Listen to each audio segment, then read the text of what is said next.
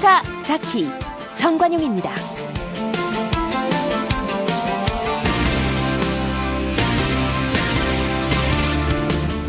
여러분 안녕하십니까?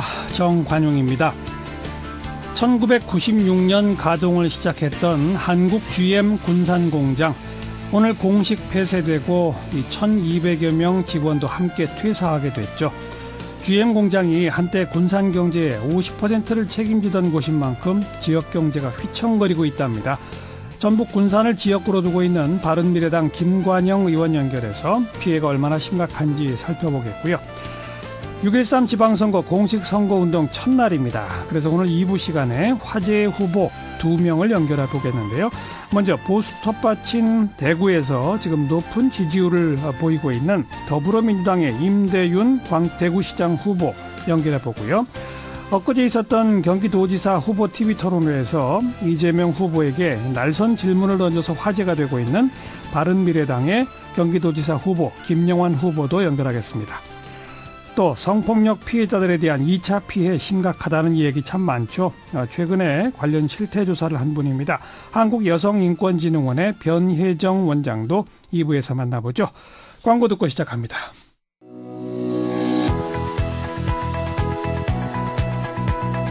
시사자키 정관용입니다는 청취자 여러분의 참여로 이루어집니다.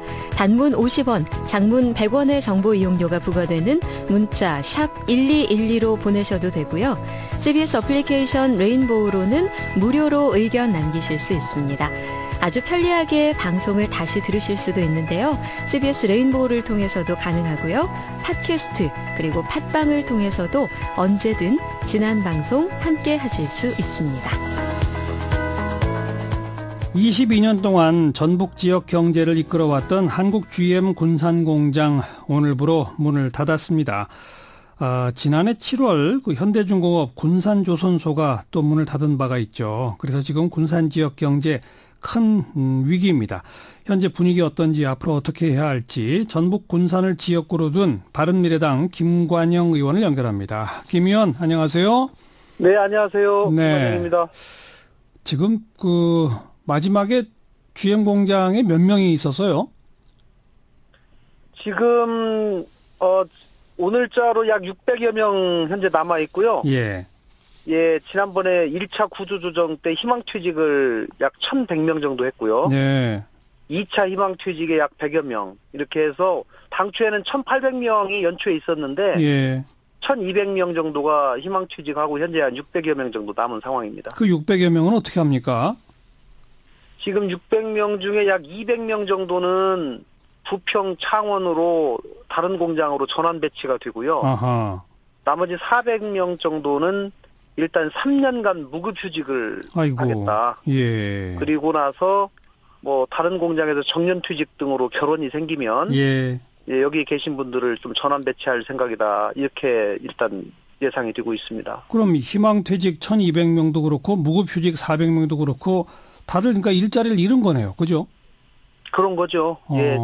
희망퇴직하신 분들은 약 2년 정도의 급여를 이제 일시에 받고 퇴직을 하게 된 것이고요. 예. 무급휴직을 하신 분들은 일단 실업급여에서 약 9개월 정도 급여를 지급하고 나머지 기간에 대해서는 노사가 절반씩 내서 월 약 225만 원 정도의 최저 생계 지원금을 지급하기로 그렇게 지난번 노사가 합의를 했죠. 네. 근데 지금 말씀해 주신 것은 이제 GM 공장 본사에 근무하던 1,800명 얘기고. 네, 맞습니다. 관련된 그 협력업체, 부품업체들이 얼마나 많습니까? 약 한 5천여 명 되는데요. 허허, 예.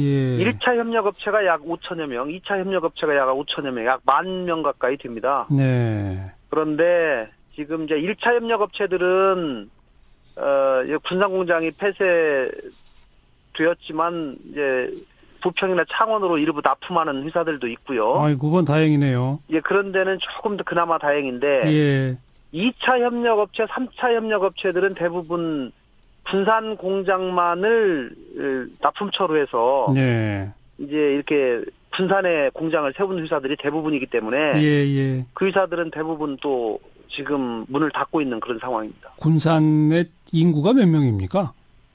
군산이 지금 27만 5천 명입니다. 근데 그 가운데 지금 쭉 대략 말씀해 주신 거 보면은 최소한 한 12,000~13,000 명. 예. 그분들의 가족까지 합하면 이게 몇 만입니까? 한 3만여 명 내지 4만 가까이 되는 거죠. 네. 예. 지금 이 군산공장 폐쇄 결정을 되돌릴 방법은 없는 거죠? 되돌릴 방법은 지금 상황은 좀 없어 보이고요. 예. 다만 이제 제가 대단히 아쉽게 생각하는 것은 2월 13일에 이 군산공장을 폐쇄하겠다라고 발표를 GM에서 했습니다. 예. 그렇기 때문에 그 발표를 GM 스스로 번복하기는 어려운 상황이죠. 네. 그러나 다만 그 이후에 한국 정부가 국민혈세 8천억 원을 산업을 통해서 이제 출자하지 않았습니까? 그렇죠. GM에 대한 전체 경영정상화 방안을 마련하면서 예. 한국 정부가 개입을 했기 때문에 네. 그 개입을 하는 과정에서 적어도 군산 공장에 대한 재가동 문제, 또 재가동이 영 불가능하다면 차후 활용 방안, 네. 이런 것들에 대해서 같이 패키지로 논의를 해줬어야지 맞는데 예. 군산 공장에 대한 처리 방안은 아예 논의조차가 되지 않았습니다. 아하.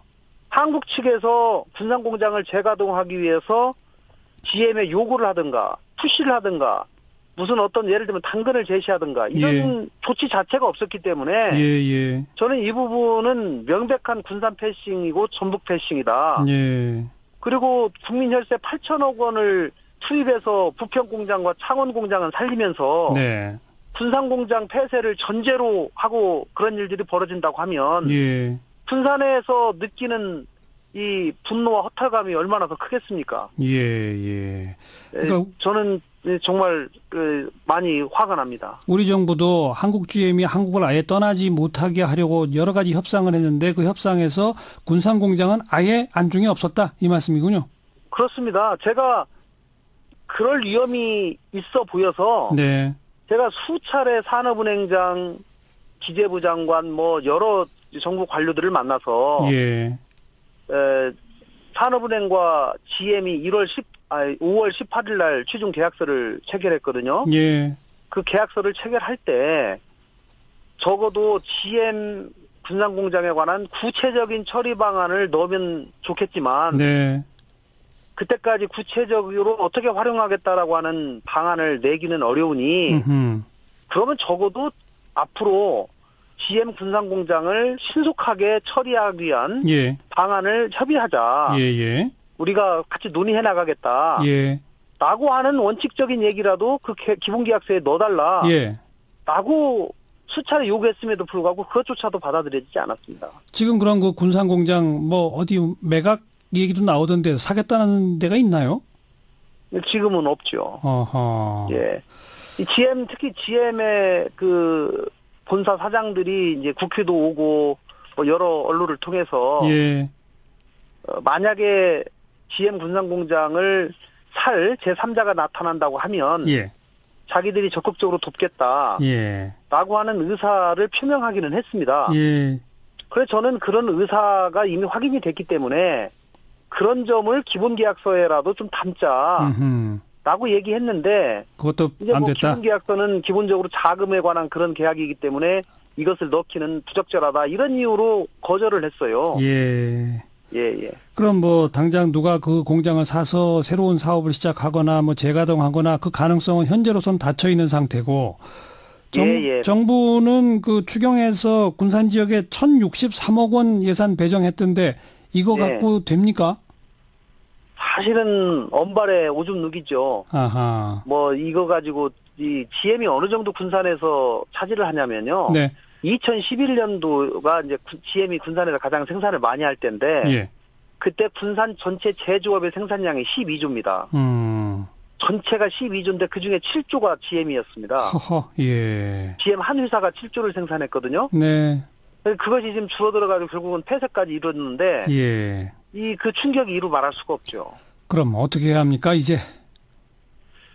저는 어쨌든지 정부가 이 일에 대해서 물포를 터야 된다고 생각을 하는데요. 한국 GM은 사실 군산공장 이제 문 닫고 나머지 두 공장 살리는 데에만 관심이 있지. 그렇죠. 군산공장에 대해서는 사실은 별로 생각하고 싶지 않을 겁니다. 예. 그렇기 때문에 저는 정부가 좀 더 절실한 마음과 절박한 마음을 가지고 이 문제를 대해야 된다. 그리고 산업계 또 우리 산업은행 정부 관계자들 여러 전문가들이 모여서 즉각 대책반을 만들어서 네. 이 GM 공장을 어떻게 처리하고 앞으로 처리해 나갈 건지에 관해서 우리 정부 자체적으로 뭔가 안을 마련하고 그 안을 가지고 GM을 설득해서 반드시 문제를 해결해 나가야 된다 이렇게 생각합니다. 네, 군산 거리 풍경은 아주 썰렁하겠군요 지금. 알겠습니다. 이제 군산 분들이 사실은 이제 5월 달까지는 그나마 GM 근무하시는 분들 월급이 나왔거든요. 그렇죠. 근데 이제 앞으로 월급이 안 나오고 이분들이 다 실업자가 되는데 군산에 있는 식당이나 원룸이나 숙박업자들 이런 사람들이 사실 앞으로가 더 걱정입니다. 지금도 안 좋지만 앞으로 더 걱정이라는 그런 공포감이 있는 것이 지금 가장 더 큰 문제인 거죠. 그러니까 정부가 뭔가 특별 대책을 이제 강구하라. 여기까지 고맙습니다. 예, 감사합니다. 바른미래당 김관영 의원이었습니다.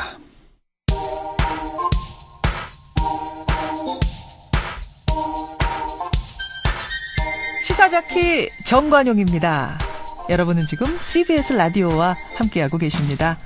저는 출근길 김현정의 뉴스쇼 김현정입니다. 오늘 하루 화제가 된 뜬 뉴스들 정리합니다. 프레시안 이명선 기자 어서 오세요. 안녕하세요. 첫 번째 뜬 뉴스는요. 대구의 한 빌라 입주민들이 장애인 가정 입주를 반대해 논란이 일고 있습니다. 해당 빌라는 대구시가 2억 원을 들여서 장애인 자립생활주택으로 매입한 곳인데요. 중증 장애인 3명이 입주할 예정이었는데 입주민들이 이사를 오지 말아라 라며 자필 서명 연판장까지 돌렸다고 합니다. 어허. 또 입주민들은 차량을 니은자로 주차해서 출입구를 막고 엘리베이터를 정지시키는 등 이 장애인 이동을 돕기 위해서 경사로 그리고 화장실 안전바 설치 공사가 예정되어 있었는데 이를 물리적으로 차단했습니다. 왜요?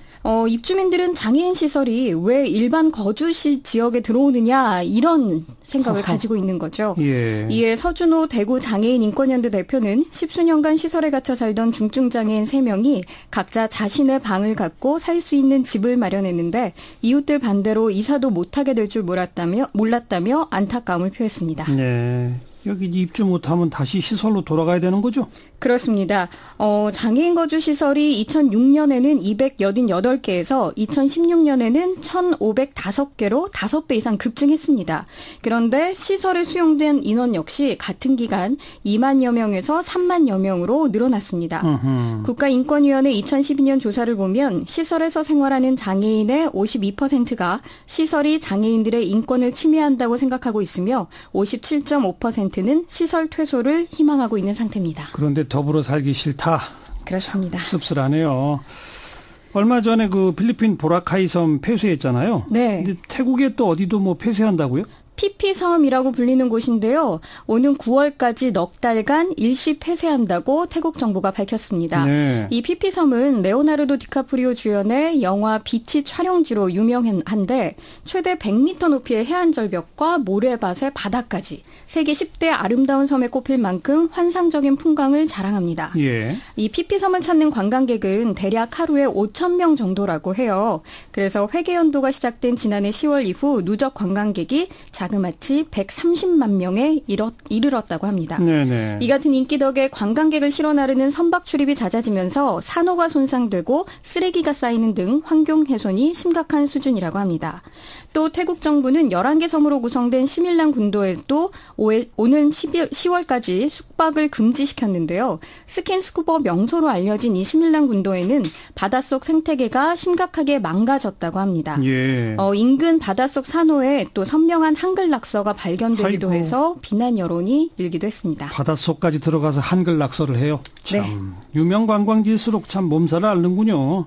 필리핀 보라카이 섬도 아까 말씀하셨듯이 환경 정화를 위해서 폐쇄한 건데 지금 같은 경우는 아예 출입을 통제하고 있다고 해요. 네. 이 보라카이 섬은 오수 처리 시설조차 갖추지 않은 건축물을 무분별하게 허용해서 환경 훼손을 가속화했다 이런 지적을 받고 있는데 두테르테 필리핀 대통령이 섬을 시궁창이라고 비판할 정도였습니다. 애초에 수용할 수 있는 정도만 수용했어야 되는 건데 그렇죠? 거군요. 네, 그렇습니다. 얼마 전에 그 왜 아파트 베란다에서 식칼 떨어진 거 있잖아요. 네. 그 식칼 주인이 나타났다고요? 네, 식칼 주인이 나타났는데 이 해당 아파트 주민이었다고 해요. 이 주민 A씨는 이불 가방을 털다 떨어진 검은 물체가 알고 보니 식칼인 것 같다라면서 경찰에 자진 출석했습니다. 예. A씨는 주방용품 등 각종 이삿짐을 이불 가방에 넣어 이사했는데 빈 가방인 줄 알고 베란다 창문 밖으로 먼지를 털다 갑자기 검은 물체, 그러니까 식칼이 떨어졌다고 말한 것으로 알려졌습니다. 근데 마침 그 옆에 다른 입주민이 있었고. 그렇습니다.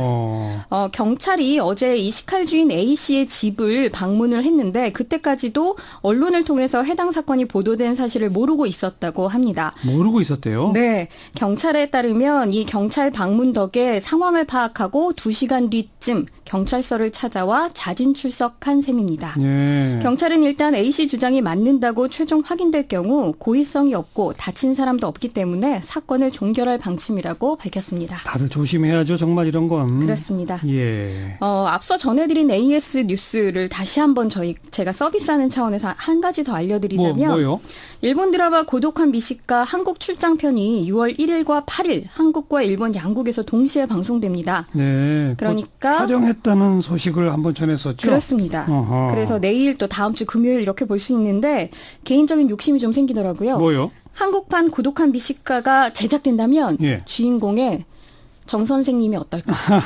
일단 고동미가 뚝뚝 떨어지고 신뢰감 있는 목소리로 맛있다 이렇게 음식평을 하면 정말 가서 안 먹고는 못 베길 것 같습니다. 자, 빨리 나가세요. 네. 감사합니다. 프레시안 이명선 기자였어요. 윤태곤의 뉴스 사이다.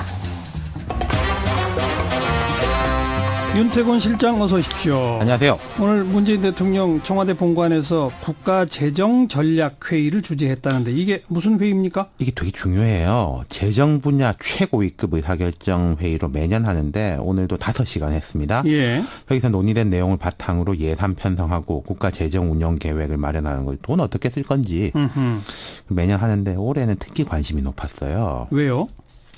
다른 경제 사안들도 있는데 지금 최저임금 관련 논란이 많지 않습니까? 아하, 예. 인상 속도를 뭐 조절해야 된다, 뭐 아니다. 그리고 최근 이슈가 된 제일 큰 것, 최저임금 산입 범위 확산 법안 통과. 그렇죠. 다 연결되는 거죠. 자, 그래서 대통령이 어떤 입장을 밝혔나요? 올해 최저임금 인상이 미친 영향에 대해 더 시간을 가지고 심도 있게 검토해 볼 필요가 있다. 네, 이렇게 말했어요. 좀 더 지켜봐야 한다. 네. 이게 논란이 매우 첨예한데. 첨예하죠. 진보 보수 이렇게 따지기도 하는데 당위의 면이나 실질적인 면에서도 막 엇갈립니다. 소득 격차가 확대된 건 팩트예요. 팩트죠. 예. 근데 이게 최저임금 때문이냐 아니냐에 대해 가지고 논란이 있지만 그 자체는 사실이거든요. 최근에 청와대 안에서도 이 문제 갖고 토론이 있었죠. 네, 29일에 대통령이 이제 긴급 경제 점검 회의를 주재했는데 이게 이제 1분위 소득 감소 원인, 1분위가 제일 형편이 어려운 분들이 소득이 줄었거든요. 하위 20%. 네, 예. 이게 이제 최저임금 인상 때문이냐 아니냐 예. 논란이 토론이 세게 벌어졌어요. 근데 보도된 바에 따르면 경제부총리랑 청와대 참모랑 의견이 달랐다. 이런 거 아닙니까? 그렇죠. 장하성 정책실장을 필두로 하는 게 청와대 경제 파트 쪽은 최저임금의 부작용이라고 말할 수 없다. 그러니까 모른다는 거죠, 아직은. 예. 아니면은 그것 때문이 아니다. 라는 것이고 김동연 부총리는 부작용의 면도 분명히 있다. 예. 그런데 오늘 문 대통령이 더 시간 갖고 심도 있게 검토해 보자, 볼 필요가 있다라는 얘기는 아직 결론이 안 난 거네요. 그렇죠. 문 대통령은 이렇게 말했습니다. 고용 근로자들의 근로소득 증가와 격차 완화, 그리고 중산층 가구의 소득 증가는 올해 최저임금 인상의 긍정적 효과다. 그러면서 저임금 근로자의 고용이 줄거나 근로시간이 줄어서 소득을 감소시킬 가능성이 있다면 그것은 최저임금 인상의 부작용일 수 있으므로 정부는 보완 대책을 강구하지 않으면 안 될 것, 이렇게 말했는데 예. 양쪽 다 짚은 건데 물론 뭐 그렇다면 뭐 이런 가정이 붙어 있지만은 대통령 발언에도 나와 있는 게 자, 효과는 고용 근로자 중산층이고 부작용은 저임금 근로자 노령층이라는 거지 않습니까? 그렇죠. 그럼 이건 의도하고 결과가 안 맞다는 맞아요. 거죠. 결국 최저임금 인상은 저임금 근로자를 위해서 한 건데 그쪽은 오히려 부작용이다. 그러니까 이게 물론 단기적이기 때문에 직접 연결되는지는 알 수 없습니다만 현재 현상적으로 보면 그렇다는 거죠. 이걸 부정할 수는 없는 사실이고. 그래서 이게 논란이 많은데 어제 이제 김의겸 청와대 대변인이 브리핑에서 그랬단 말입니다. 앞으로 장하성 실장이 주도해서 관련 부처 장관들과 경제 전반에 대해 회의를 계속 개최해 나가기로 했다. 이 브리핑이 나가고 나니까 그러면은 장하성 실장이 부총리를 제치고 경제 정책을 주도하나? 이렇게 다들 해석했단 말이죠. 그러네요. 그러니까 그 논쟁에서 결국은 청와대 참모들이 이긴 거 아니냐. 그렇게 되니까 이제 약간 수정을 했습니다. 뭐라고요? 앞으로 장 실장과 관련 부처 장관들이 함께 회의를 한다. 근데 관련 부처 장관 중에는 부총리도 들어가잖아요. 그렇죠. 그리고 김 부총리는 어제 기재부 회의에서 그저께 이제 경제점검회의에 가가지고 내가 우리 부의 분석과 입장을 토대로 충분하고 솔직하게 의견을 개진했다. 혁신성장의 컨텐츠와 추진 체계를 전반적으로 재점검하고 가용 자원을 충분히 활용하는 방법을 강구할 것이다. 특히 민간과 시장의 역할이 중요하다. 이렇게 말했거든요. 네. 그 방점에 대한 온도차가 분명히 있는 거잖아요. 민간 시장 이게 이제 혁신 이런 거는 그 김 부총리고 네. 장하성 실장이나 청와대 쪽은 정부가 해야 할 일들. 소득주도 성장, 이런 최저임금 진행. 이게 원래 어느 정부에든지 간에 좀 진보적인 청와대 참모하고 관료 출신 사이에는 이견이 있습니다. 항상 그랬죠. 잘 되면 양날개라 그러고 잘 안 돌아가면 엇박자라고 그럽니다. 그리고 이제 항상 그렇지만 지금도 이제 주문이 정반대예요. 좀 진보적인 쪽에서는 소득주도 성장 더 박차를 가야 된다. 최저임금 복지 더 늘려야 된다. 이러고 보수적인 쪽에서는 지금 전반적인 산업, 기업 상황이 너무 안 좋다. 방향 전환을 해야 한다. 이러거든요. 그런데 그쪽이 이제 그 보수 쪽이 민간 시장, 혁신 이런 말 많이 하는 거죠. 근데 팩트를 보면은 저소득층도 안 좋고 기업도 실제 지표가 반도체, 정확하게 말하면 삼성전자하고 하이닉스 빼곤 다 안 좋아요. 그러니까 이 와중에 사실 북미 관계 등이 이제 덮여가고 있다가 불거진 형국이거든요. 오늘 대통령 발언을 보면은 둘 다 잘해라. 최저임금 이쪽은 장하성 실장 쪽, 그리고 혁신성장 이쪽은 경제부총리 쪽. 그러는데 이게 둘 다를 동시에 똑같은 무게를 두고 잘하기는 사실은 어려운 거거든요. 또 하나가 그 공정거래위원회가 경제민주화 태스크포스를 만들어라 이런 주문했었잖아요. 김상조 위원장이 그러면 부총리보다 또 위에 가는 거냐 이런 말 또 나오네요. 그러니까 이렇게 느껴지는 거죠. 최저임금이라든지 소득주도 성장은 청와대, 경제민주화는 공정위. 그럼 이제 경제부총리 이쪽은 혁신성장. 그런데 이제 보통 이런 게 이제 정책적 수단들이 엮여 있지 않습니까? 연동돼야죠. 규제 완화, 임금 이런 건 엮여 있는데 이거는 이쪽, 저건 저쪽을 나눠서 하기가 어려울 거라는 거죠. 알겠습니다. 하루빨리 정부 안에서 경제정책에 관한 뭔가 가닥을 딱 잡아야 될 것 같네요. 건너후대해야 될 것 같습니다. 수고하셨어요. 감사합니다. 윤태곤 실장이었어요. 시사잡기 1부 마무리 짓고요. 잠깐 뉴스 들으시고 7시 5분에 다시 뵙죠.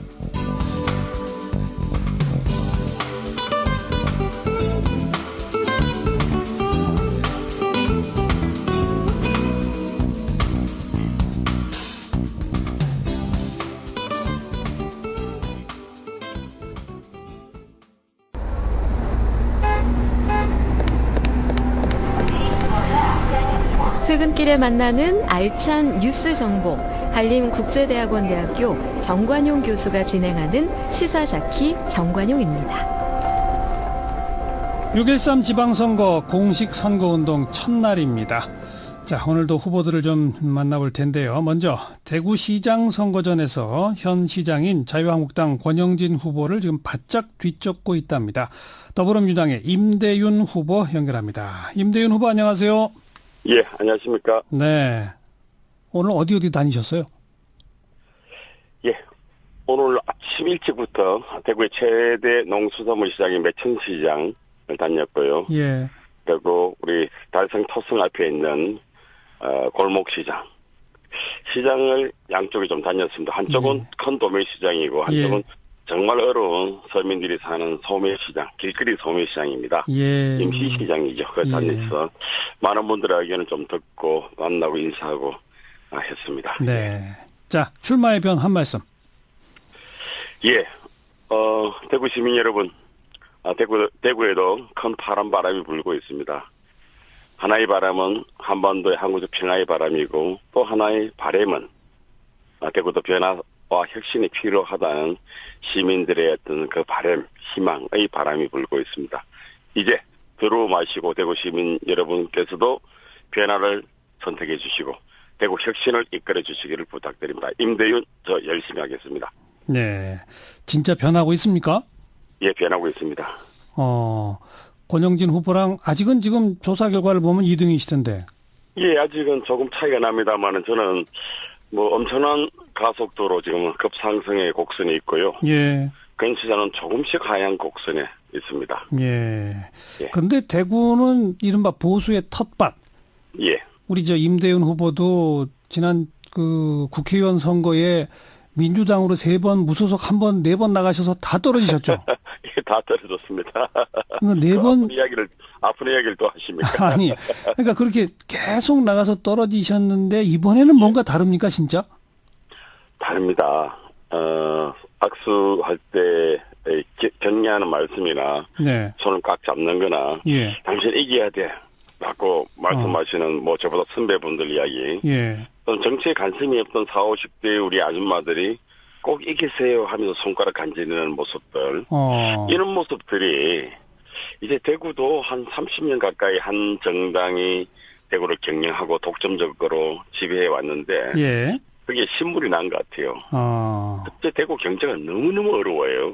예, 예. 물론 지방도시 다 어렵습니다. 대구는 너무 어려우니까 예. 뭐 바꿔보자 하는 입장이 있는 것 같아요. 더불어민주당 하면은 무조건 일단은 거부감을 느꼈던 그런 시절도 있었지 않습니까? 예, 많았습니다. 그러니까요. 예. 예. 근데 지금은 그런 거부감은 좀 없어졌나요? 한 2년 전 촛불 시민운동, 촛불혁명을 거치면서 시민들이 한순간에 많이 정치 사회적으로 의식이 아주 신장된 것 같습니다. 예, 예. 예. 문재인 대통령 인기는 대구도 좋습니까? 아주 좋습니다. 젊은 사이에서는 대단히 좋습니다.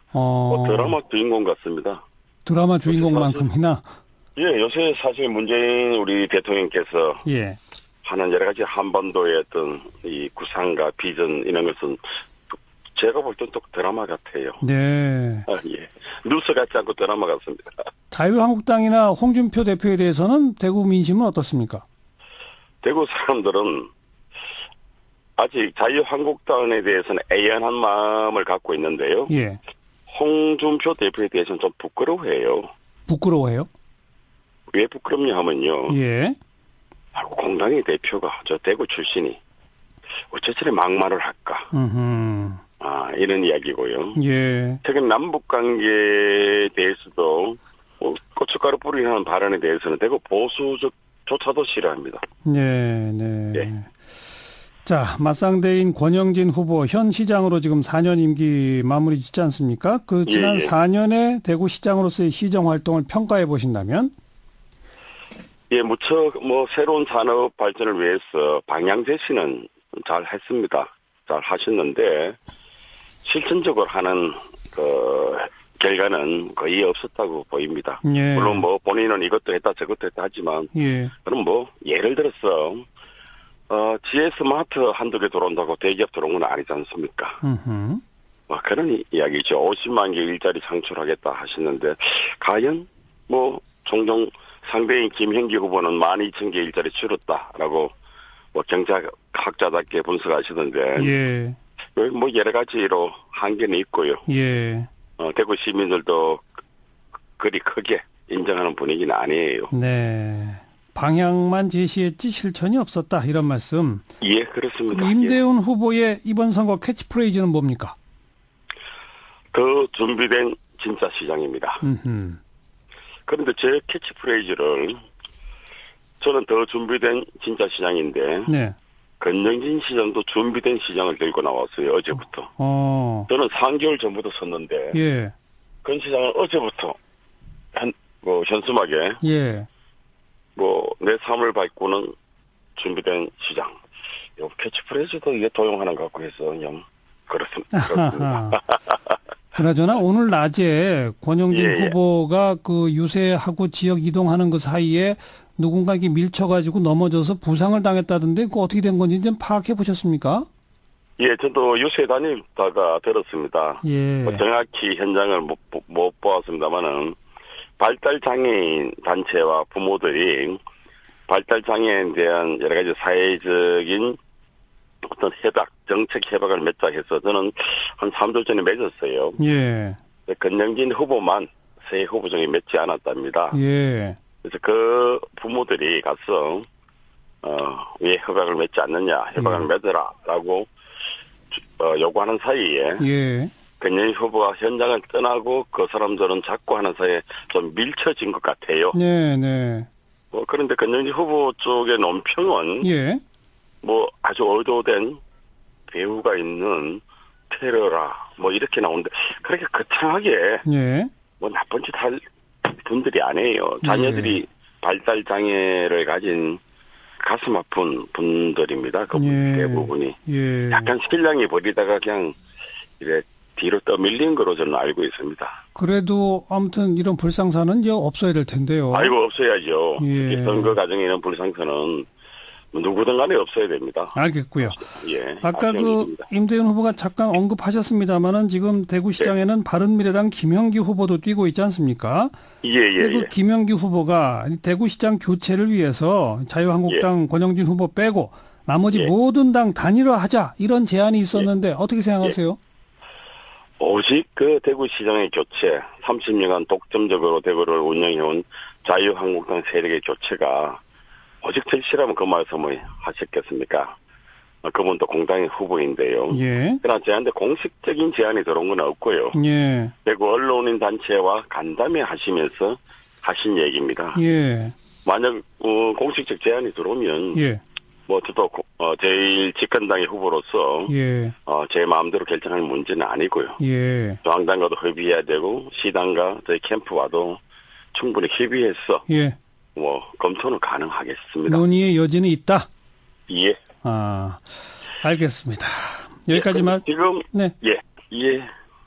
여기까지 말씀드릴게요. 고맙습니다. 예, 고맙습니다. 예. 네, 대구시장 더불어민주당 후보 임대윤 후보의 말씀 들었고 참고로 자유한국당 권영진 후보 측에도 저희가 연투부 요청을 넣었습니다만 거절 의사를 표명해 와서 오늘 임대윤 후보 인터뷰만 진행된 점 양해 바랍니다.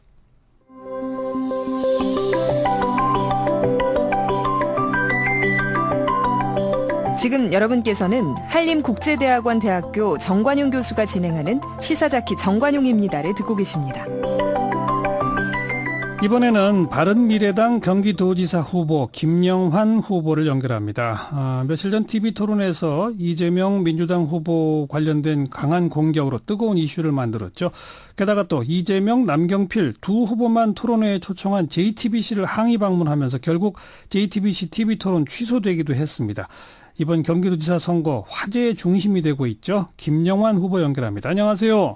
안녕하십니까. 예, JTBC 결국 토론회 취소했죠? 너무 아쉬운 일이라고 생각하고, 우선 그 과정에서 제가 좀 지나치게 좀 비난했다고 할까, 문제를 제기한 거에 대해서는 사과를 드렸고요. 그리고 어떻게든지 다시 할 수 있도록, 그렇게 말씀을 드리고 있는 중입니다. 현재로서는 하지 않는 것으로 결정한 것으로 알고 있습니다만은. 결정적 차이는 JTBC 방송국 측은 앞서 있는 두 후보만 갖고 토론회 하는 게 진짜 시청자들을 위한 거다라는 거고, 김영환 후보는 그건 안 된다는 거고, 그거죠? 네, 그렇습니다. 근데 JTBC가 얘기하기를 김영환 후보께서 1년 전에 그 당시 안철수 대선 후보의 미디어 본부장을 지내셨는데, 그때는 오히려 센 사람 양자 토론이 중요하다 이러셨다면서요? 글쎄, 제가 그 어떤 경황에서 어떻게 됐는지 뭐 기억이 없는데 오늘 이제 그런 걸 발표하셨더라고요. 그런데, 지금은 이제 6월 5일인가 4일날 하기로 돼 있지 않습니까? 그 선거 그 방송이요. 그래서 이거는 그때도 그랬는지는 모르겠습니다만은 공식 선거전에 들어가 있는 거죠, 지금. 그 다음 날부터는 투표가 진행되는 일인데, 그런데 저를 배제하고 한다는 것은 옳지 않은 일이라고 생각하고요.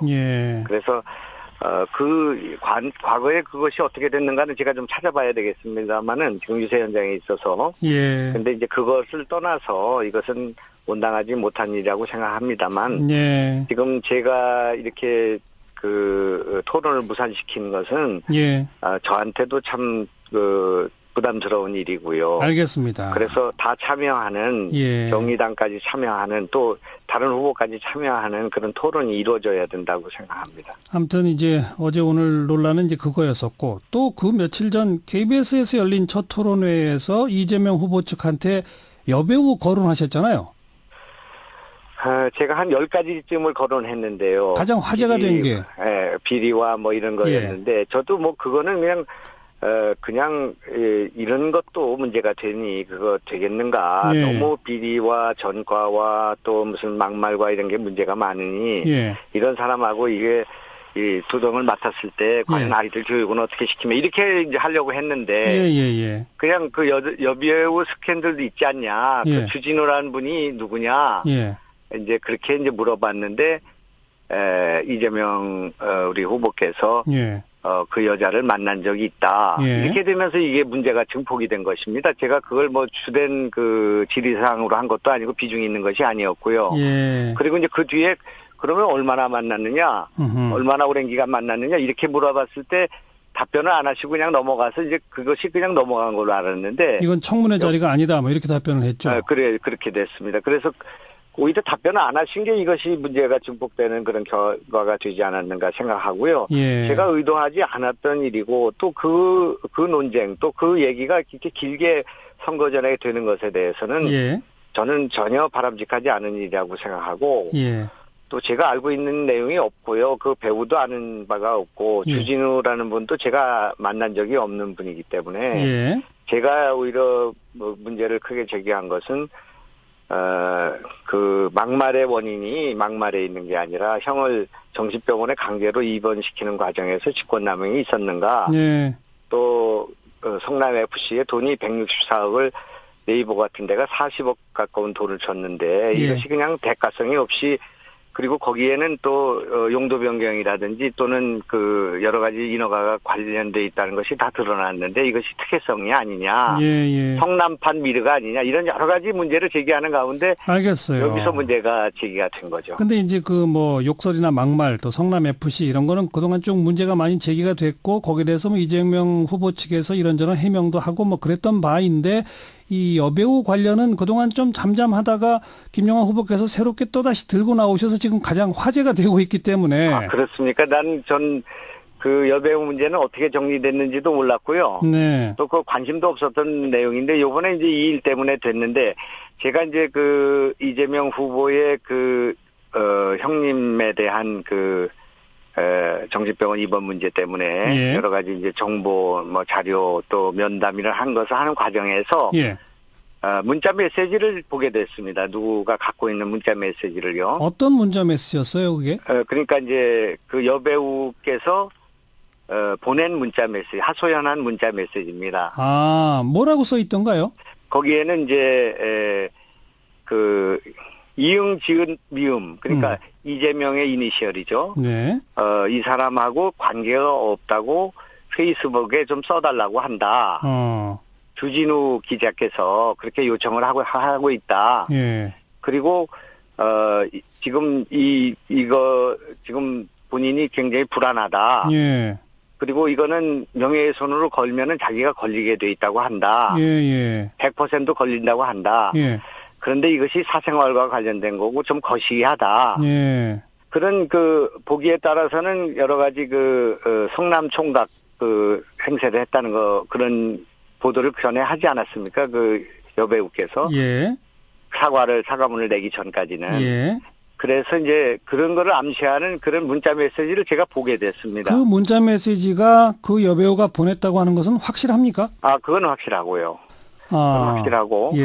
그래서 이제 그 전화번호도 제가 확인을 해봤고 다 확실한데 문제는 이제 그거를 노출을 시켜서 그걸 뭐 공중파에서 더군다나 그 사생활과 관련된 거기 때문에 또 여배우의 그 동의가 없이 할 수가 없는 것이어서 제가 이제 질의를 하는 과정에서 그 이메일을 내가 봤다. 그렇게 좀 돌려서 얘기를 했고요. 그런데 사실은 문자 메시지였고 문자 메시지 내용은 지금 이런 거다 이 말씀이죠. 그렇습니다. 그래서 이제 주진우라는 분이 왜 여기에 등장하나? 왜 그분이 왜 이재명 시장하고 관계없다는 그런 사과문을 종용하나? 그러니까 유서 대필이라는 말은 들어봤지만 사과문 대필이라는 말을 처음 들어보는 일인데 예. 그 두 분이 어떤 사이라서 그러냐. 예. 그래서 주진우라는 분은 유명한 분이니까 예. 제가 만난 적은 없지만 주진우하고는 어떤 사이입니까? 이렇게 이제 물었는데 그것 때문에 그걸 그 이재명 시장께서 그냥 여배우 그 문제는 나는 모르는 일이다. 든지 그렇게 됐으면 문제가 크게 되지 않았을 텐데. 예.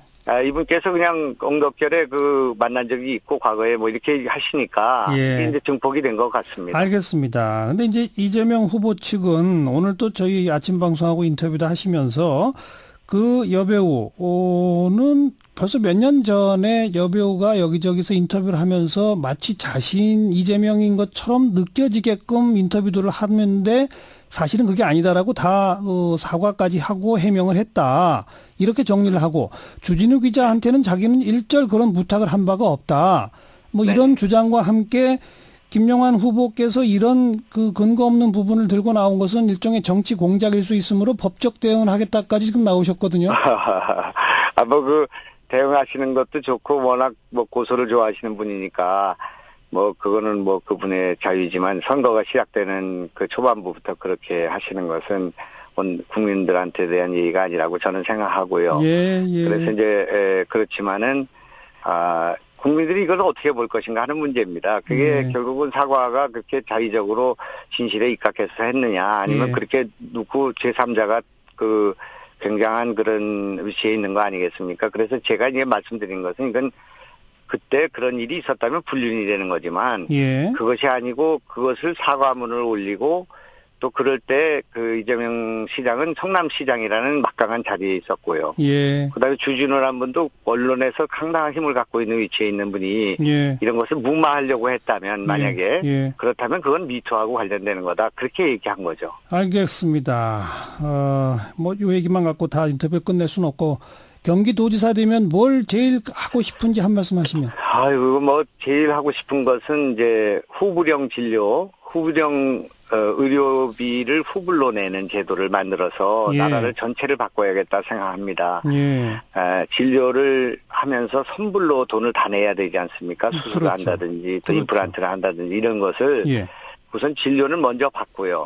그리고 할부로 후불로 그 분납으로 할 수 있는 제도를 만들 수 있다. 그게 경기도에서만 적용 가능합니까? 그렇습니다. 경기도가 아니라 병원 하나에서도 가능한 일인데. 그런데 이제 제가 의사 아니겠습니까? 그런데 이제, 경기도의 의료재단이나 아니면 착한 은행을 P2P 형태로, 핀테크를 이용한 P2P 형태로 만들고요. 그 이제 자산을 예를 들면 1,000억 정도를 자산으로 갖는 은행이나 재단을 만들게 된다면 그걸 가지고 이제 신용 보증을 하지 않겠습니까? 그렇게 해서 병원에서 진료비가 1,000만 원이 나오면 그 은행에서 1,000만 원 융자받을 때 그 돈은 950만 원 정도를 병원으로 보내게 되는 거죠. 일시불로. 그렇게 되면 50만 원은 수수료와 이자가 되고요. 그건 병원에서 물게 되는 것입니다. 그렇게 되면 환자의 입장에서는 950만 원이라는 목돈이 없이도 수술을 받고 한 달에 50만 원씩 아니면 30만 원씩 해서 2년 내지 3년 동안 무이자로 갚으면 되는 그런 일이죠. 알겠습니다. 그래서 이제 그런 제도를 하게 되면 경기도가 바뀌고 그러면 전국이 바뀌게 될 것이고 아마 세계가 바뀌게 되리라고 생각합니다. 자동차나 핸드폰에 비해서 이거 의료만이 지금 선불형이기 때문에 그렇군요. 이걸 바꿔줘야 된다는 것이 제 생각이고 이것이 획기적인 거라고 생각합니다. 좋은 아이디어 같고요. 근데 지금 그 앞에 이재명 후보, 남경필 후보에 비해서는 상당히 뒤처져 계신데 역전 가능할까요? 네, 안 믿으시겠지만 지금 이게 이를테면 TV 토론의 효과도 상당히 큰 것 같습니다. 그리고 정말 저도 처음 정치하면서 처음 겪어보는데 이런 엄청난 변화가 민심의 변화가 있고요. 급변하고 있다? 진행되다 보면 막판에는 거의 하루에 10%씩 변화가 있을 거라고 저는 생각합니다. 알겠습니다. 그래서 희망을 갖고 열심히 뛰고 있습니다. 함께 지켜보겠습니다. 고맙습니다. 네네. 고맙습니다. 네, 경기도지사 바른미래당 후보 김영환 후보였습니다.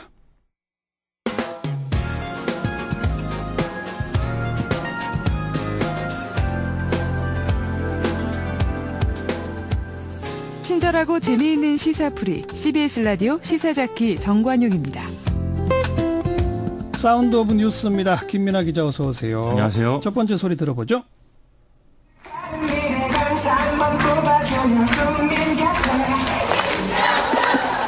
반갑습니다. 고성구민 여러분. 김경수입니다.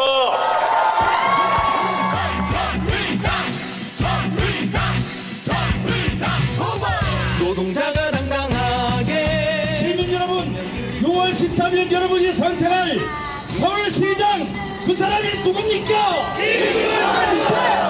김만수 그렇습니다.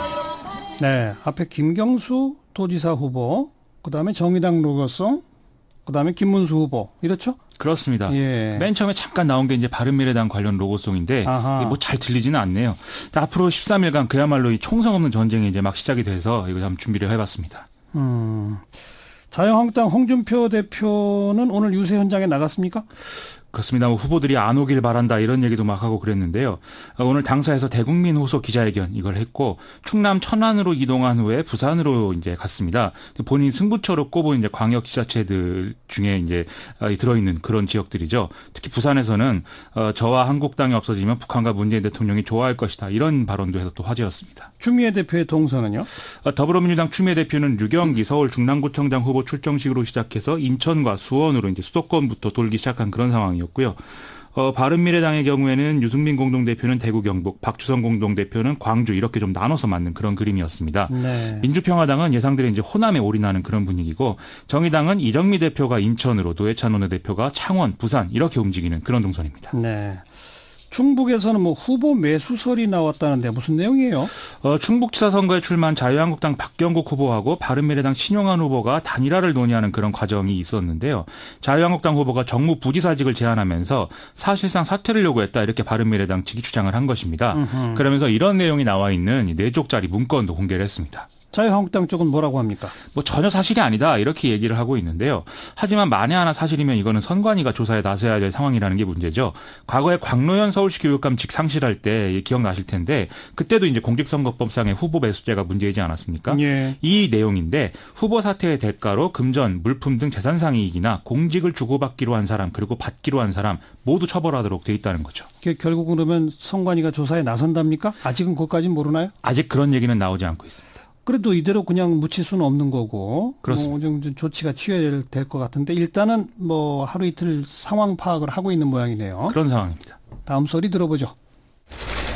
여러 가지로 궁금한 것이 많은 것으로 알고 있습니다. 어제 보고서가 제출된 것은 맞습니다. 그 보고서 등을 기초로 해서 결론을 정하기 위해서 논의하고 심사숙고하는 과정입니다. 결론이 다 정해지면 한꺼번에 말씀드리도록 그렇게 하겠습니다. 이해해 주십시오. 누구 목소리입니까? 김명수 대법원장이 오늘 출근길에 기자들 만나서 한 그런 말입니다. 예, 뭐 대국민 담화 오늘 발표했죠. 사법부 블랙리스트 의혹을 조사하는 조사단이 뭐 이른바 이 재판거래 의혹이 담긴 문건을 찾아낸 것에 대해서 담화를 내놨는데요. 일단 대국민 사과를 했고요. 관계자들에 대한 징계 그리고 의혹 해소를 위해서 필요한 자료 일부의 공개 이런 것들을 적극 검토하겠다 이렇게 밝혔습니다. 예. 또 사법행정권 남용을 방지할 제도적 장치도 마련하겠다고 하고 있습니다. 검찰에 고발해야 되느냐 말아야 되느냐가 쟁점인데 거기에 대해서는 뭐라고 그랬습니까? 일단 이렇게 얘기를 했습니다. 국민과 함께하는 사법발전위원회 전국 법원장 간담회 전국 법관대표회의 및 각계의 의견을 종합해서 관련자들에 대한 형사상 조치를 최종적으로 결정하겠다. 이게 이제 좀 신중한 태도인데 어쨌든 형사고발이 가능하다라는 입장까지 동시에 내비친 것으로 지금 해석이 되고 있습니다. 하지만 아직 결론을 내리지는 않았다. 그렇습니다. 이게 조직적으로 보면 법원 행정처를 어떻게 할 건지 이게 가장 큰 문제 아니에요? 이 대법원 운영 조직과 사법행정 담당하는 법원 행정처 조직을 인적 물적으로 완전히 분리하겠다 이렇게 강조를 했는데요. 또 법원 행정처를 대법원 청사 외부로 이전하는 방안하고 이 상급 법관들을 사법행정 전문 인력으로 대체하려는 노력 시작하겠다 이렇게도 밝혔습니다. 예. 이를 통해서 재판 진행이나 결과에 법원 행정처가 영향을 미치는 시도를 원천 봉사하겠다 이런 얘기인 거죠. 또 대법원장의 이른바 제왕적 권력 이것도 계속 문제로 지적되어 왔잖아요. 이 법관 서열화를 조장하는 승진 인사를 폐지하고 수직적이고 관료적인 의사결정 구조도 수평적 합의제 의사결정 구조로 개편하겠다는 게 그 문제에 대한 이제 발언인데요. 예. 또 법관 독립위원회를 설치해서 법원 내부의 법관 독립 침해 시도에 대응하도록 하겠다. 즉 청와대 등의 어떤 부당한 개입 이런 것도 막아보겠다. 이런 의지로 밝히고 있습니다. 그렇죠. 하지만 아무튼 지금 검찰 고발 여부가 가장 초미의 관심사인데 며칠 더 기다려봐야 되겠네요. 그렇습니다. 다음 뉴스 소리도 들어보죠. 양준필의 칼럼은 그동안 북한의 핵 공갈에 겁먹은 한국 사회 일각의 논리와 판박이입니다. 좌파들이 또 속이고 장난치고 있는데 보수 언론을 대표하는 조선일보가 이에 동조하고 지지한다는 것은 있을 수 없는 일입니다. 독자에 대한 배신이자 기만입니다. 이건 마치 조선일보가 청와대 백기투항을 한 것과 같습니다. 누구 소리입니까? 자유한국당 강효상 의원 목소리인데요. 이 내용이 이제 조선일보 방상훈 사장에게 보내는 편지입니다. 이 양상훈 주필을 파면해라, 이 요구가 이제 핵심입니다. 조선일보의 양상훈 주필? 그렇습니다. 왜요? 오늘 조선일보 지면에 역사의 한국민은 전략적 바보로 기록될까라는 제목의 양상훈 주필의 칼럼이 실렸는데요. 네. 이번에 이제 북미회담에서 북한이 완전한 비핵화가 되지 않더라도 이 북미 합의 자체가 북한의 어떤 핵보유 공식화를 억제하고 개혁 개방을 이끌 수 있는 게 사실이다. 그리고 그 효과로 북한의 억압적 체제가 무너질 수도 있기 때문에 그걸 기대하겠다. 뭐 이런 내용인데 이 문제라는 거죠. 왜 문제라는 거죠? 강효상 의원은 들으셨다시피 이 글이 이제 청와대 협박에 조선일보가 굴복한 것이다. 이렇게 규정을 했는데요. 그러면서 미국의 당국자들이 조선일보마저 북한에 항복한 것으로 인식을 하면 북미 협상에 좋지 않은 영향이 있다. 이런 얘기도 했습니다. 그러면서 양상훈 주필은 늘 기회주의적이었다라면서 인신공격까지 했는데요. 아시다시피 이제 강효상 의원도 조선일보 출신이죠. 강효상 의원도 조선일보 출신입니까? 각 조선일보 편집국장 출신이죠. 근데 여기서 말하는 청와대의 협박이라는 건 뭘 말하는 겁니까? 이제 그저께 이제 김의겸 청와대 대변인이 조선일보와 TV조선의 최근 오보 사례를 언급하면서 그만 발목을 잡아라 이렇게 얘기를 했는데요. 이에 대해서 뭐 오늘 조선일보는 김의겸 대변인 실명을 비판하면서 김의겸 대변인의 원 소속인 한겨레도 미북 정상회담 평양 개최 등의 오보를 냈는데 왜 아무 말도 하지 않느냐 이런 기자 칼럼을 내서 또 대응하기도 했습니다. 네. 언론과 정치가 뒤엉켜서 싸우는 그런 모습이네요. 그렇습니다. 특히 강효상 의원 발언은 거의 뭐 사내 정치가 반영된 거 아니냐 이런 생각도 좀 들고요. 어쨌든 언론이 정파적인 보도를 좀 하지 말아야 되겠지만 정치도 이런 상황을 좀 기정사실화하고 더 부채질하는 이런 일은 하지 말았으면 하는 바람이 있고요. 청와대도 언론에 대해서는 좀 신중하게 대응하는 모습 보여야 될 것 같습니다. 네. 자, 북한의 김영철 노동당 부위원장 미국 가서 마이크 폼페이오 미국 국무장관 만났죠? 그렇습니다. 오늘 뉴욕에서 현지 시간으로 오후 7시 1시간 반 동안 만찬회동을 가졌는데요. 장소는 주 유엔 차석대사 관저라고 하는데 사진을 보면 고층 빌딩이 한눈에 보이는 상당히 높은 곳에 있는 그런 곳입니다. 그래서 좀 경제적 번영을 상상할 수 있도록 멋진 스카이라인을 보여주려고 한 것이다. 이런 해석이 제기되는데요. 이런 사진들은 폼페이오 장관이 직접 트위터에 올려서 공개가 된 상황입니다. 뭐 분위기가 좋았다 그런 건가요? 그렇습니다. 분명히 좋은 분위기인데 본 게임은 우리 시간으로 내일 새벽에 진행되는 고위급 회담에 있는 것 같습니다. 국무부는 우리 시간으로 내일 새벽 3시 15분에 폼페이오 장관이 회담 결과에 대해 설명하는 기자회견을 한다. 이렇게 공지한 상황인데요. 오늘 분위기는 체제 보장과 경제 지원 및 제재 해제 이것과 비핵화 특히 핵무기나 ICBM 일부 반출 이렇게 좀 맞바꿔질 가능성이 있다. 이런 얘기들이 나오고 있습니다. 내일 우리 시각으로 내일 새벽 3시 15분 결과 발표한다. 그렇습니다. 끝까지 봐야 되죠, 그래도? 그런 상황이죠, 예. 예. 지금 성김 대사하고 최선희 부상 사이의 실무 협상은 이미 끝났죠? 어제 끝낸 걸로 알려졌었는데요. 오늘 다시 미국 협상단이 한국 체류를 연장한다 이런 소식들이 좀 알려졌습니다. 그건 아직 협의할 게 남았다는 얘기거든요. 예. 우리 외교부도 오후에 양쪽 대표단이 판문점에서 실무회담 진행한다 이 사실을 확인해 줬는데요. 이런 좀 죄반 사정을 고려해 보면은 아직도 좀 긴장을 늦출 수가 없는 그런 상황인 것 같습니다. 실무회담도 진행되고 고위급 회담도 진행되고 봐야 되겠네요. 좀 압축적으로 진행하는 것 같습니다. 수고하셨어요. 고맙습니다. 김민아 기자였어요.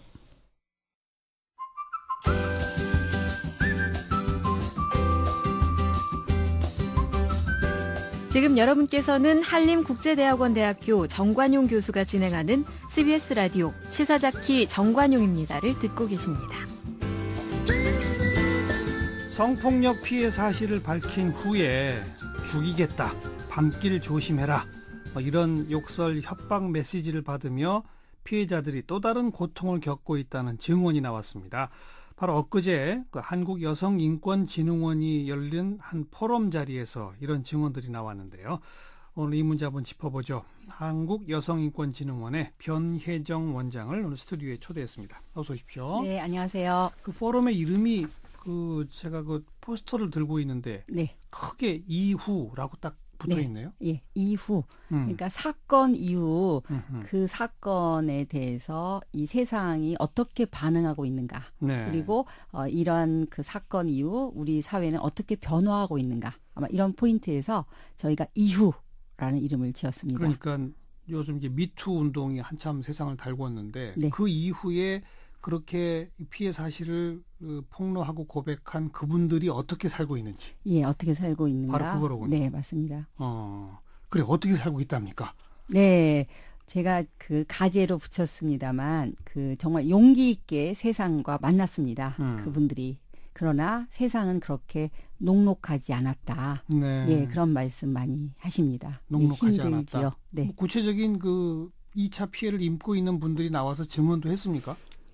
예, 피해자님들이 굉장히 오고 싶으셨는데요. 또 오시게 됨으로 인한 그 부담이 있으셔서 그 피해자들을 조력하시는 분들이 도와주시는 분들이 예, 대신 나오셔서 그 말씀들을 전달하셨어요. 네. 네. 대표적인 사례를 좀 소개해 주시면. 네, 뭐 여러 사례들이 많았습니다만 그 언론에서 많이 언급되었던 뭐 청주대 사건, 그 조민기 교수, 그렇습니다. 스스로 목숨 끊었죠. 네. 예, 그런데요. 예, 그래서 그 피해자들은 그 본인의 피해도 정말 말하기도 어려운데 그 가해 행위자로 지목되신 분이 정말 사망을 했기 때문에 네. 그거에 대한 부담까지 지어야 되는 그래서 사람을 죽였다 미투가 너희들이 이런 아마 2차 피해 그리고 학교의 명예를 더럽혔다 뭐 이러한 학교에서의 어떤 반응 네. 그래서 어떠한 조치도 하지 않는 상태에서 우리 학생들을 내지는 졸업생들은 굉장히 힘들어하고 있습니다. 이런 말씀들.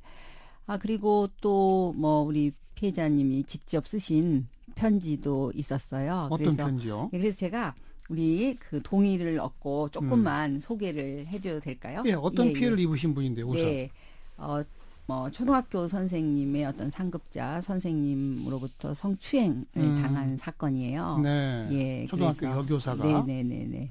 그러한 어려움을 우리 조력인이 그 편지를 읽었는데요. 굉장히 정말 절절하더라고요. 그러니까 이분도 그 성추행 당한 사실을 폭로했군요. 그렇죠. 그 후에 당한 아픔. 네. 좀 읽어주세요. 네네. 예. 나의 고통을 지켜보면서도 도와주지 않던 나의 동료 선생님들. 나의 고통을 알리자. 네가 처녀라서 민감하다. 남자가 술 마시면 그럴 수도 있지. 라는 등의 말씀을 하시면서 외면하던 선생님들. 신고를 하고 나니 차갑게 등을 돌리던 선생님들. 계약직인 제가 학교에서 계속 생활할 수 없다고 생각했습니다. 밥을 먹다가도 울고 머리를 감다가도 울었습니다. 네. 예. 그래서 뭐 그 뒤로 여러 사연들이 많습니다. 우리 피해자님이 너무 힘들다가 저희 신고센터를 알게 돼서 저희를 찾아오게 되신 케이스입니다. 네. 그러니까 이제 앞에 소개해 주신 거는 그 가해자가 뭐 극단적인 선택을 한 이후에 그 책임을 뒤집어 씌우는 식의 그런 어떤 이체 피해라면 지금 이제 그 초등학교 여교사 같은 경우는 피해 사실을 폭로하고 알렸다는 것 때문에 그 직장 내에서 엄청난 어려움이 있었죠. 따돌림을 한다, 차별한다? 예, 맞습니다. 아하. 이게 가장 저는 커다란 2차 피해라고 생각을 해요. 예. 그러니까 어려운 일을 얘기하면 도와주고 격려해 주기는커녕 네가 그럴 만하다. 아하. 예, 그런 비난이 2차 피해 가장 심각하고요. 그럴 만하다를 넘어서 뭐 꽃뱀 프레임도 있다면서요? 그럼요. 그러니까 이 말도 안 되는 한국 용어라고 저는 생각을 합니다만 여성이 유혹해서 그렇게 된 거다. 따라서 너는 다른 목적, 예를 들어서 돈을 이유로 아니면 다른 이해 관계에서 이익을 위해서 이렇게 했다. 따라서 이거는 폭력이 아니다. 뭐 화간이다. 뭐 이런 얘기들이 정말 많았죠. 네.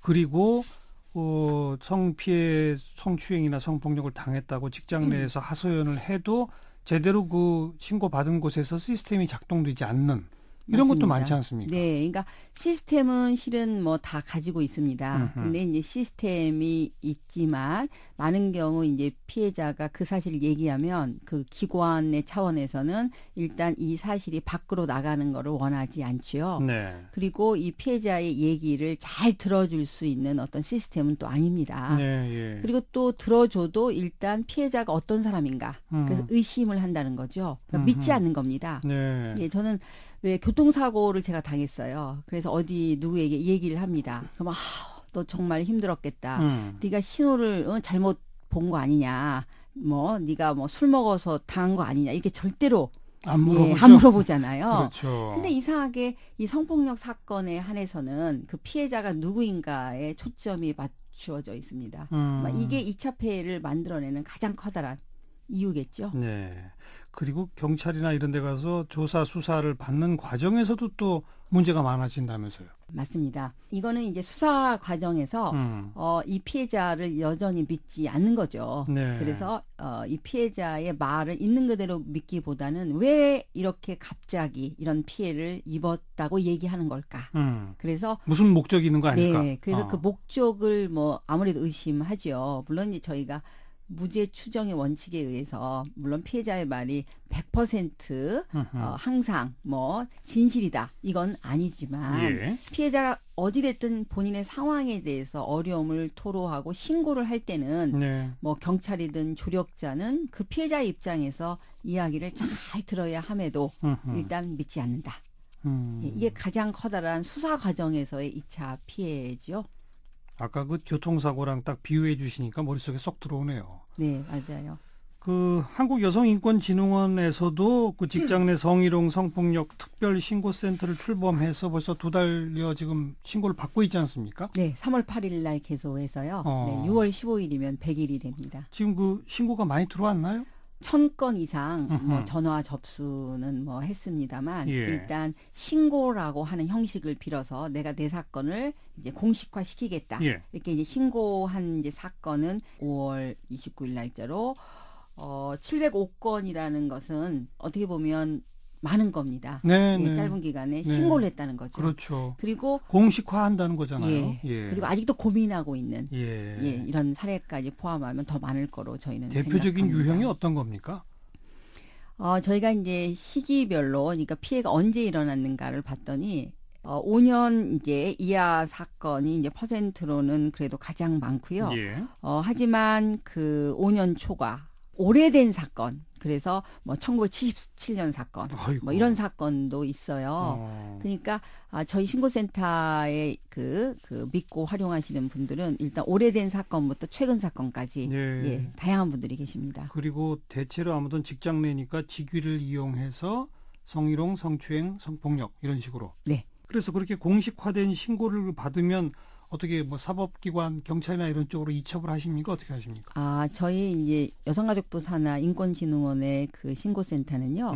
조사 기능이 없어요. 그러니까요. 그래서 조사를 하지는 않지만 피해자 입장에서 피해자의 말씀을 충분히 듣고 그 저희가 이첩한 사건, 예를 들어서 여성가족부가 그 기관과 상급기관의 그 사건을 알립니다. 그러니까 전달하는 거죠.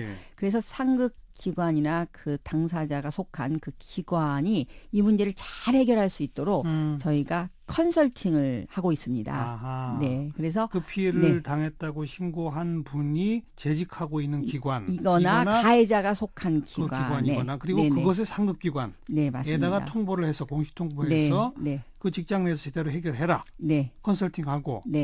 그리고 피해자가 가장 많이 원하는 것은 가해자 처벌입니다만 또 동시에 조직 문화 개선을 많이 말씀하세요. 당연하죠. 그래서 조직 문화를 어떻게 개선해야 될지. 그래서 뭐 전수조사를 권고한다거나 아니면 피해자의 그 다른 유사 사례가 있는지를 뭐 알아본다던가 이런 방식으로 피해자의 그 요구를 그 지금의 법 체계에 대해서 충분히 정말 아주 적극적으로 해석을 해서요.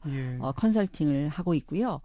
또 그 법 체계에 넘어 있는 여러 가지 어려움들이 있습니다. 그러니까 법으로는 안 되는, 예를 들어 이미 지난 사건이에요. 공소시효가 지났다든지. 네, 이런 사건의 경우에는 참 안타깝습니다만 피해자가 끝까지 이 문제를 잘 그 극복할 수 있도록 뭐 상담 지원, 뭐 그다음에 뭐 공동체 치유라는 방식의 네. 그 다양한 네. 그 방식의 사회적 어떤 경종을 울리는 이런 여러 가지를 같이 진행하고 있습니다. 그리고 바로 이 얼마 전 포럼에서 이슈가 됐던 것처럼 여성진권진흥원에 신고해서 공식화했고 그게 기관에 통보, 상부기관에 통보가 됐는데 그로 인해서 2차 가해가 벌어지면 그거 어떡합니까? 맞아요. 그래서 이제 다시 피해자가 그런 2차 가해에 대해서 또 저희한테 말씀을 하시면 그 부분에 대해서 아무래도 공공기관은 그 공공기관, 공공성을 정말 근거로 이러한 2차 가해가 벌어졌다는 걸 다시 또 알립니다. 네, 그래서 네. 그 부분에 대한 이제 시정조치를 그 여성가족부 내지는 그 양성평등기본법 뭐 국가인권위법에 따르면 그 여러 가지 관리, 감독 뭐 할 수 있습니다. 그래서 2차 가해에 대한 어떤 경종 울리는 시정조치 요구하고 있습니다. 네. 2차 가해 관련해서는 가장 최근에 지금 크게 화제가 된 게 그 유명 유튜버 양예원 씨, 네, 맞습니다. 이 촬영하는 데서 성추행 집단적으로 당했다. 게다가 이제 그 사진까지 다 불법 유출되고 그래서 지금 사법적으로 논란이 되고 있지 않습니까? 네. 물론 그 가해자로 지목된 사람은 지금 맞고소도 하고 있는 뭐 그런 상태긴 합니다만, 근데 그 과정에서 양예원 씨와 그 가해자로 지목된 실장 사이에 오간 카톡 메시지 뭐 이런 게 공개돼 버렸어요. 그 공개된 것을 또 보고 일부 네티즌이나 이 사람들은 양예원이 나쁜 사람이다. 오히려 뭐 사형까지 청하자. 뭐 물론 그런 청원이 올라갔다가 금방 없어지긴 했답니다만은 이런 현상은 어떻게 보세요? 예, 지금 이제 그 말씀하신 게 바로 2차 피해죠. 피해자들을 저희가 보면 이제 카톡을 이제 어떤 피해가 있었는데 카톡을 보냈다는 것은 피해가 없었다. 이렇게 많이 의심을 하시는데요. 네. 피해라고 하는 것은 그 상황에 있었을 때 그 피해자와 가해자의 관계에 따라서 이 모든 양상이 달라집니다. 예, 그러니까 무슨 말이냐면 가해자가 모르는 사람인 경우에는 정말 피해자가 뭐 바로 경찰 신고를 하기도 하고 어떻게 보면 주저함이 없습니다. 물론 이제 그게 72시간 내에 해야지 증거 채취가 가능하다. 뭐 이런 예. 여러 가지도 있었습니다만 모르는 사람인 경우에는 즉각적으로 경찰 신고를 할 수 있는 피해자가 아는 사람의 어떤 관계에서는 그 관계성 때문에 때로는 본인의 생존권을 가지고 있다던가 또 계약이 뭐 안 될 수도 있지 않습니까? 그렇죠. 이런 여러 가지 문제. 그리고 내가 혹시 사건을 바로 얘기해서 처벌 내지는 그 신고를 하는 어떤 결과에 대한 어떻게 보면 고려를 하는 겁니다. 네, 네. 그렇기 때문에 주저주저하고. 네, 주저주저하고 그리고 본인도 이 사실을 받아들일 수가 없어요. 예. 그래서 이게 뭘까? 이렇게 이제 고민하면서 어찌됐든 본인을 추스리는 과정에서 뭐 카톡도 보내기도 하고요. 그리고 뭐 그 우리 말씀하신 양혜원 씨 사건 같은 경우는 그 이후에 왜 카톡에서는 뭐 돈을 요구했다 뭐 이런 얘기도 많습니다만 어찌됐든 돈을 벌기 위해서 그 현장에 갔기 때문에 그렇죠. 당연히 돈 요구할 수 있죠. 예. 그리고 그 여러 가지 기타 등등은 다른 차원에서도 저는 충분히 논의될 수 있는데 네, 많은 네. 분들은 카톡만 보고 모든 맥락을 지워버리는 거죠. 어떻게 피해자가 이럴 수 있냐. 저는 이거는 2차 피해와 함께 우리 사회의 전형적인 피해자론. 피해자는 이래야 된다. 무력해야 된다. 울고 있어야 된다. 힘이 빠져 있어야 된다. 자살해야 된다. 뭐 이러한 어떤 극단적인 생각에서 네. 피해자의 전형성을 강조한 어떤 결과라고 생각을 합니다. 이와 같은 그 2차 가해 뭐에 대해서 자제 뭐 양혜원 특별법 같은 것도 만들자 이런 얘기 나오잖아요. 네네. 그건 어떻게 생각하세요?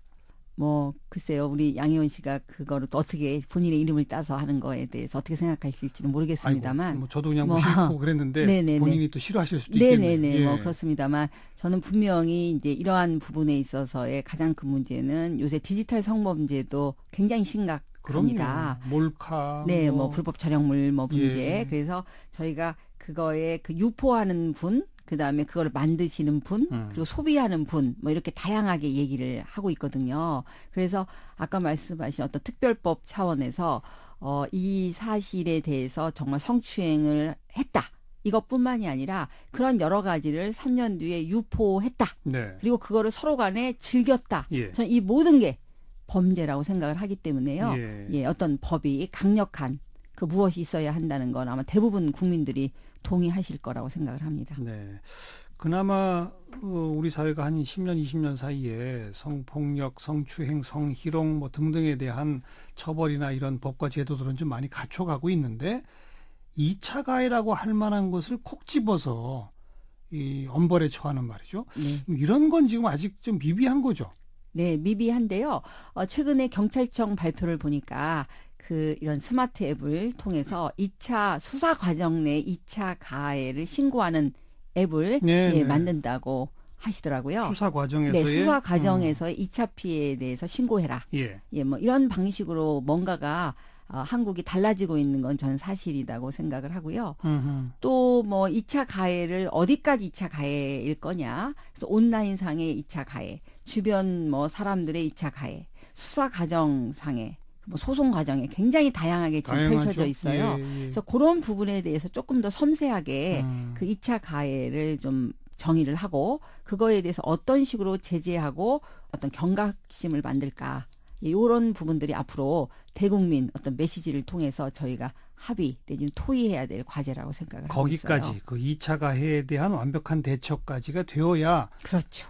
밑으로 세상 많이 바뀌었네? 아니 나중에 보니 2차 피해가 여전하네? 네. 이건 아무것도 안 바뀐 거죠. 근데 저는 거기에 대해서 조금 이견이 있는데요.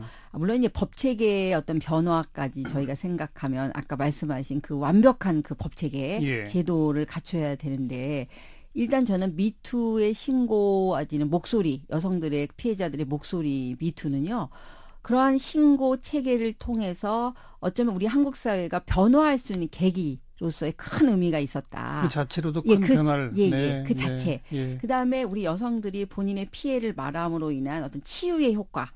어떻게 보면 이제까지 숨겨왔던 사실을 정말 말했다. 그래서 저는 폭로라기보다는 발화. 정말 스스로 발견해서 말했다라고 하는 어떠한 치유의 효과도 있고요. 또 여성들이 이렇게 함으로 인한 이제 인파워링, 정말 힘이 만들어지는 거죠. 그리고 옆에 있는 여성들과 연대할 수 있는 어떤 공조 힘. 여성들 스스로의 역량 강화. 그렇죠. 저는 이런 것들도 충분히 알겠습니다. 미투의 효과라고 생각을 합니다. 더 나아가서 이제 2차 피해도 없도록 하자. 네, 맞습니다. 오늘 여기까지 수고하셨어요. 네. 감사합니다. 한국여성인권진흥원의 변혜정 원장이었습니다. 시사자키 오늘 여기까지입니다. 내일 다시 뵙죠. 안녕히 계십시오.